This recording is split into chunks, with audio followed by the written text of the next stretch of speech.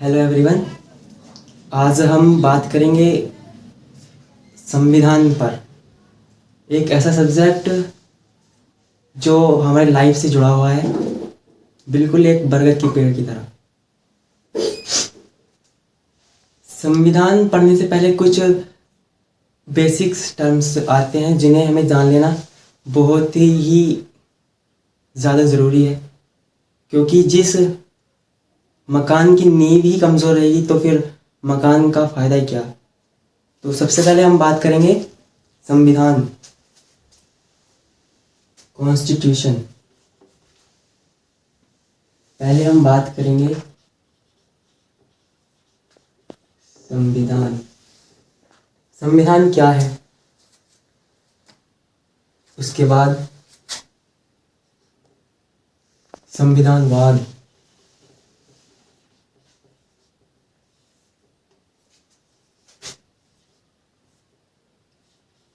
Constitutionalism.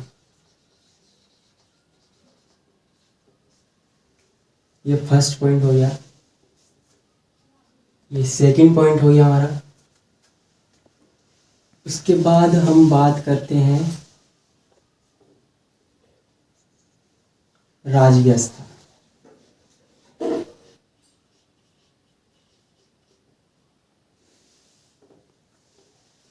राज्य व्यवस्था को हम कह सकते हैं एक तरह से इंडियन पॉलिटी।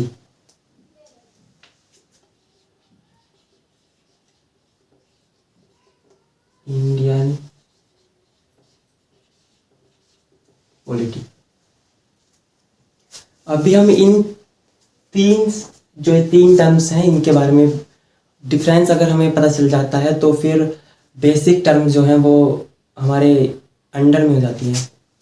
तो संविधान वैसे हकीकत में हम अगर जो बात करते हैं तो हमारे आसपास जितने भी चीज़ें हैं वो कहीं ना कहीं संविधान से जुड़ी हुई हैं। तो संविधान मान लो समाज है, समाज, देयर इज ए,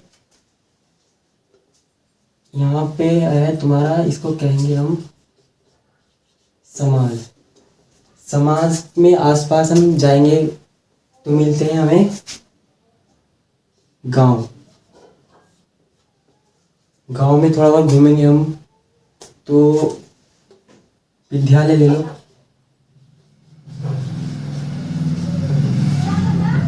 विद्यालय के बाद विश्वविद्यालय,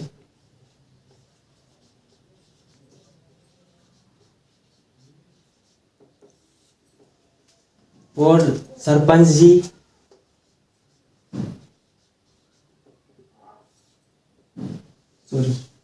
सरपंच। इसी तरह से जहाँ समाज रहेगा वहाँ संघर्ष भी जरूरी है। संघर्ष आ जाता है, संघर्ष, क्योंकि ऐसा तो है नहीं कि समाज होगा संघर्ष ना हो, ये तो बड़ी अजीब बात है। संघर्ष ऐसा बड़ी अच्छी सी बात है। एक चीज़ मान लीजिएगा, जैसे समाज की सबसे छोटी इकाई है हमारा परिवार। परिवार में दादाजी ने कह दिया वो सर्वोच्च है हमारे लिए। मान लो दादाजी ने कहा कि शादी करनी है, तो मैंने कहा नहीं अभी तो पढ़ना है, तो संघर्ष उत्पन्न हो गया।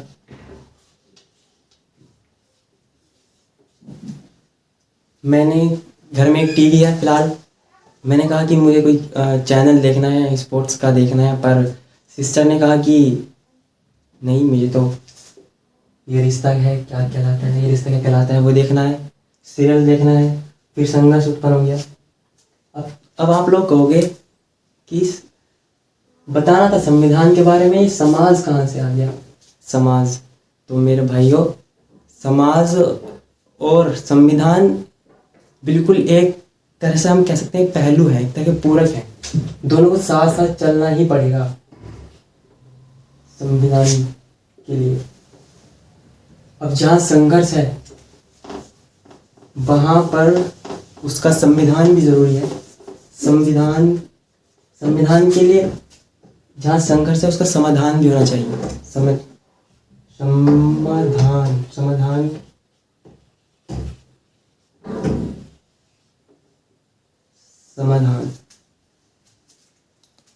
समाधान के लिए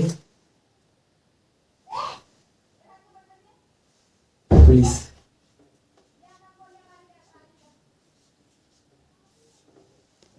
समाधान के लिए आ गई पुलिस।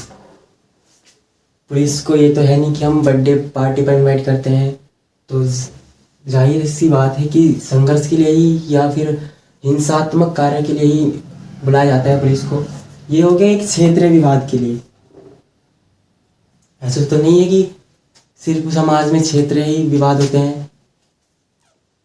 मान लो हमारे यहाँ देश में पाकिस्तान और भारत का विवाद हो गया या किसी भी अदर कंट्री का विवाद हो गया, तो उसके लिए आती है सेना।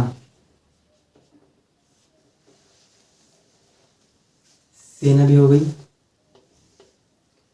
अब बड़ी सोचने वाली बात है, पुलिस हो गई, सेना भी हो गई, पर ये किसके अंडर में काम करेंगे? ये तो सोचने वाली बात है ना। तो पुलिस के बाद गठन हुआ एक सरकार का।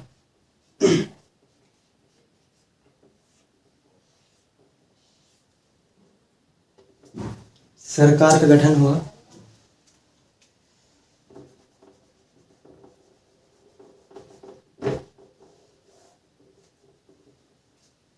सरकार का गठन हुआ। आप लोगों को पता हो या शायद ना पता हो, पता है तो अच्छी बात है, लेकिन नहीं पता है तो भी अच्छी बात है, क्योंकि मैं आपको बता दूंगा। सरकार के 3 अंग होते हैं। चलो यहाँ पे लिख लेते हैं।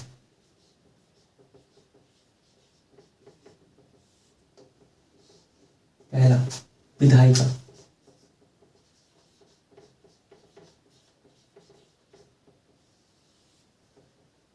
दूसरा कार्यपालिका,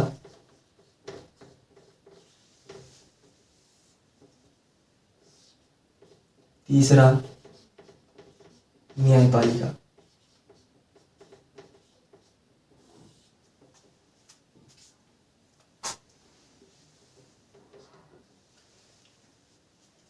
अब मैंने बताया सरकार का कार्य है कि इस पुलिस और जो सेना है, इन दोनों को आदेश देना, या फिर एक प्रकार से कह सकते हैं कि ये जो सरकार और सेना है, ये जो पुलिस और सेना है वो सरकार के अंडर में ही कार्य करती है। अब जब इसका काम ये है तो फिर ये क्या चीज है, बात आती है इस पर। तो हम थोड़ा सा इसके बारे में डिस्कस करते हैं फिर।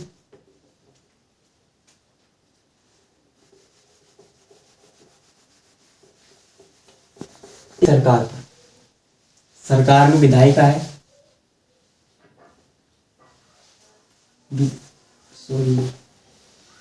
विधायिका,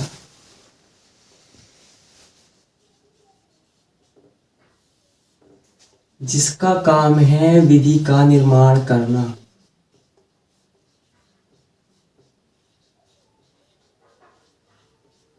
मतलब कानून बनाना।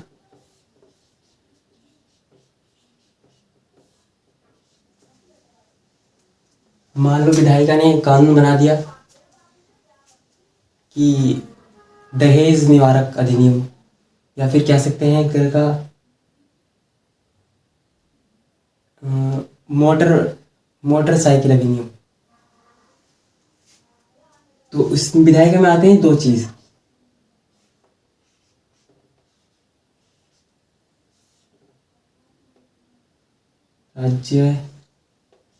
राज्य परिषद,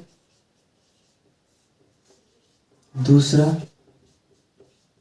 लोक परिषद, या फिर सभा भी कह सकते हैं, उसमें कोई दिक्कत नहीं है। सभा लिख देता हूँ। अब विधायिका का काम होता है विधि का निर्माण करना, कानून का निर्माण करना। विधायिका ने विधि बना दी, तो फिर मैटर ये होता है कि कानून बना दिया, पर इसे लागू कौन करेगा, इसका क्रियान्वयन कौन करेगा? तो उसी के लिए सरकार ने बनाई नंबर 2 पे कार्यपालिका।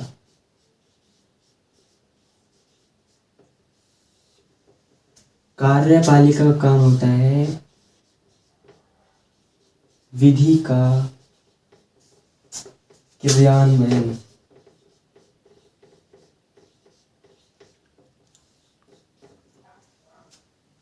कार्यपालिका काम होता है विधि का क्रियान्वयन, विधि का निर्माण नहीं, कि विधि का निर्माण तो विधायिका ही करती है। कार्यपालिका में तुम्हारे आ गए आसपास के क्षेत्र में देख लो, अपने दरोगाजी बुलेट पर गाड़ी पर बैठकर फिरते रहते हैं चारों तरफ। उसके बाद विधि ने कानून बनाया, लागू किया, कार्यपालिका में दरोगाजी आ गए।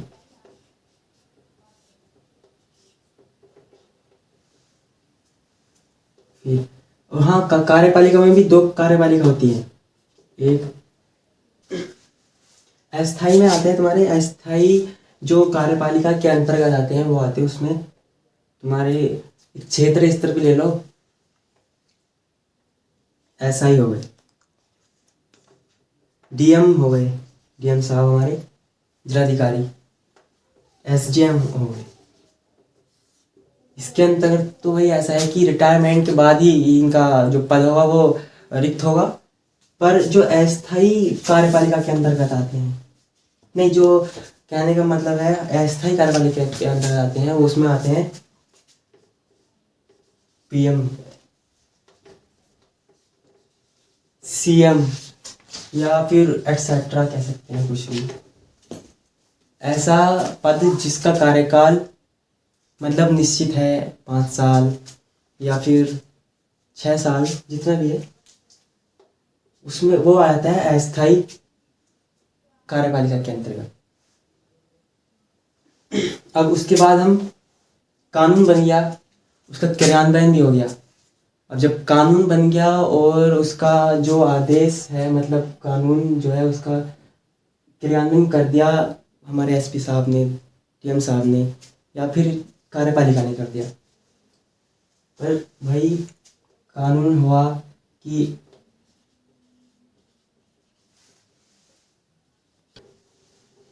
अब अभी बताया कि विधायिका ने कानून बना दिए, कार्यपालिका ने उसका क्रियान्वयन कर दिया। पर वही विधायिका ने मान लो दहेज निवारक अधिनियम बना दिया और कार्यपालिका ने उस पर अपना कहने का मतलब उसका क्रिया दिखा दी उस पर, तो भाई उसके विवाद भी होंगे, संघर्ष भी होगा। पर ऐसा नहीं कि लड़ाई झगड़े हो गए या वो है। तो उसके लिए हमारे संविधान निवारकों ने बड़ा अच्छा काम किया है। उसके लिए बनाई न्यायपालिका। न्यायपालिका न्यायपालिका तो मान लो कहीं समाज में संघर्ष हो जाता है और विवादित बयान के लिए या फिर उसके समाधान के लिए हमें न्यायपालिका में जाना पड़ता है। तो न्यायपालिका में आए सुप्रीम कोर्ट, उच्चतम न्यायालय।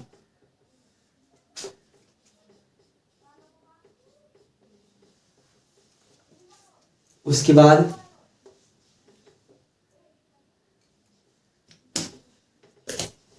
उच्च न्यायालय,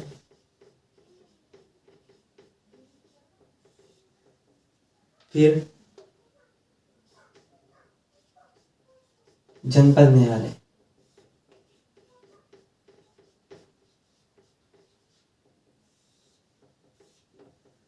तो ये कुछ बेसिक टर्म्स थे जिन्हें हमें जान लेना बहुत ही ज़रूरी हो जाता है, क्योंकि संविधान को सीखना, अगर जो उसको किसी बच्चे को इसके बारे में नहीं पता तो फिर व्यर्थ ही है सीखना उसका।